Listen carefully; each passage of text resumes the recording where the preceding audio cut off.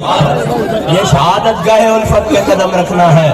لوگ آسان سمجھتے ہیں مسلمان ہونا ہے جی. مسلمان جرنیل توسن حضرت عمر بن مادی کرب 86 سال دی عمر جنگ یرموک کے جا پہنچے. 86 سال دی عمر جنگ یرموک کے جا پہنچے. صحابہ کہتے ہیں جناب تاریخ کہتی ہے اتنا بڑا دیو ہیکل, ایک رومی سردار آیا, پہلوان آیا, سپہ سالار آیا, اور باہر نکل کے انہیں مبادرت واسطے چیلنج کیتا.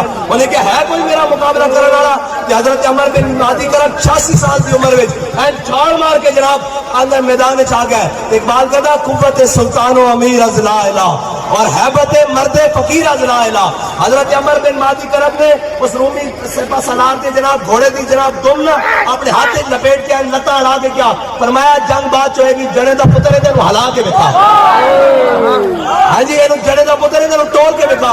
اور جناب صحابہ کہتے ہیں وہ جوڑا بھی بڑا دیو ہیکل سی, وہ گھوڑے دا دم نہ پڑ سکیا. حضرت عمر بن مادی کرب نے اس کو وڈ کے اتنے رکھ دیتا.